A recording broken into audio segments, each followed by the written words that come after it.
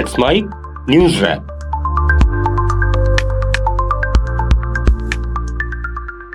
Let's mike news wrap में अब सुनते हैं दिन भर की अहम खबरें सिर्फ 10 मिनट में।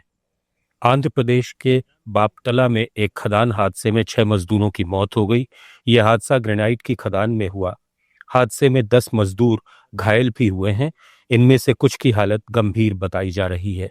इस हादसे में अपनी जान गंवाने वाले सभी मजदूर ओडिशा के रहने वाले थे। हादसे के बाद मौके पर बचाव अभियान चलाया जा रहा है। मुख्यमंत्री चंद्रबाबू नायडू ने घटना की जांच के आदेश दिए हैं। साथ ही उन्होंने घायलों को बेहतर चिकित्सा सुविधाएं उपलब्ध कराने के निर्देश दिए हैं। उधर उत्तर प्रदेश के गोंडा में एक हादसे में 11 लोगों की मौत हो गई, जबकि 4 को बचा लिया गया। यह हादसा इटिया थोक के बेलवा बहुता रेहरा पुल पर हुआ, जहां एक एसयूवी कार नहर में पलट गई। कार में ड्राइवर समेत 15 लोग सवार थे, जो मोतीगंज सिहा गांव से पृथ्वीनाथ जलाभिषेक के लिए जा रहे थे। प्रधानमंत्री नरेंद्र मोदी ने दुख जताते हुए मृतकों के परिजनों को 2-2 लाख और घायलों को 50-50 हजार रुपए मुआवजे का ऐलान किया। मुख्यमंत्री योगी आदित्यनाथ ने मृतकों के परिजनों को 5-5 लाख रुपए की सहायता और घायलों के बेहतर इलाज का निर्देश दिया है।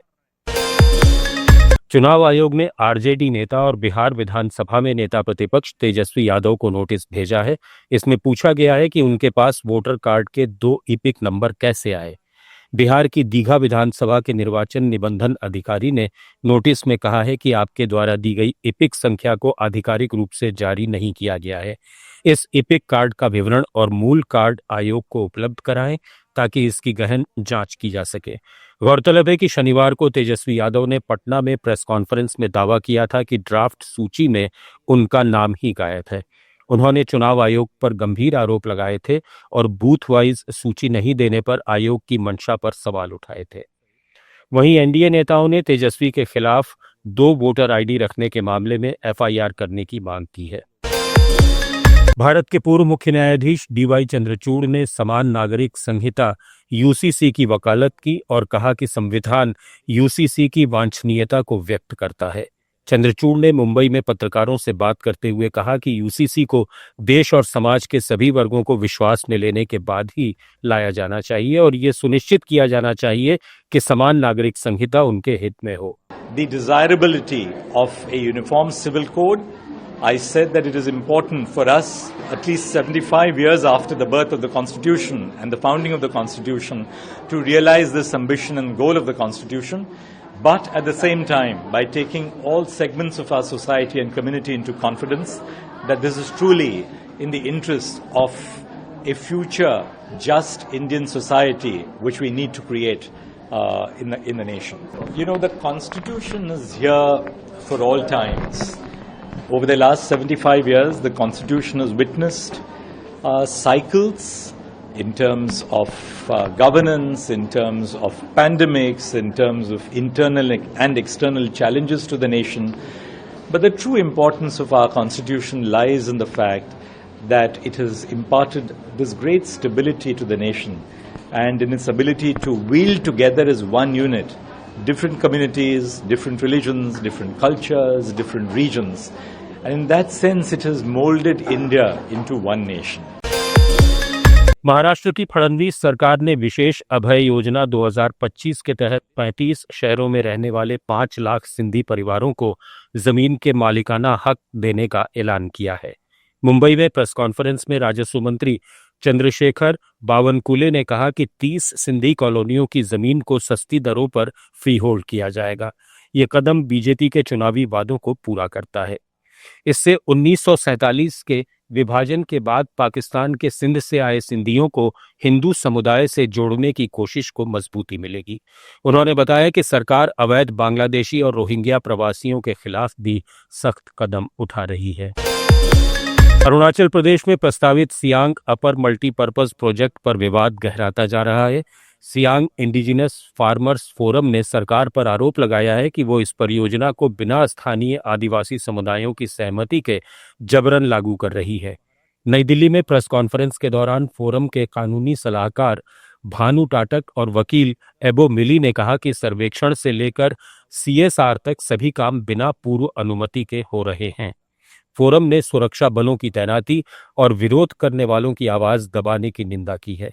प्रोजेक्ट के चलते 27 गांवों के डूबने और 1.5 लाख से अधिक लोगों के विस्थापन का खतरा है, जिनमें ज्यादातर आदिवासी हैं।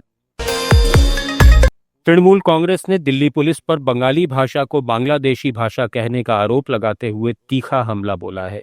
टीएमसी ने कोलकाता में एक्स पर एक पत्र साझा किया, जिसमें लोधी कॉलोनी पुलिस स्टेशन के एक इंस्पेक्टर ने बांग्ला भाषा के लिए अनुवादक मांगते हुए इसे बांग्लादेशी भाषा लिखा है। टीएमसी ने इसे बंगाली पहचान पर हमला बताया और कहा कि यह संवैधानिक रूप से मान्यता प्राप्त बांग्ला भाषा को अपमानित करने और बंगाली लोगों को विदेशी दिखाने की साजिश है। पार्टी ने माफी और सख्त कार्रवाई की मांग की है। राजस्थान के उदयपुर में पुलिस ने एक रेव पार्टी पर छापा मारकर 50 युवक युवतियों को पकड़ा है। ये कार्रवाई एक होटल में की गई, जहां नशे का सामान परोसा जा रहा था। जांच में पता चला कि पार्टी के लिए दूसरे राज्यों से लड़कियों को बुलाया गया था। पुलिस ने मौके से नशीले पदार्थ और अन्य आपत्तिजनक सामान बरामद किए। मामले की जांच जारी है। असम के गोलाघाट जिले के उरियाम घाट क्षेत्र में रंगमा रिजर्व फॉरेस्ट की पहली चरण की अतिक्रमण हटाओ मुहिम पूरी हो गई है।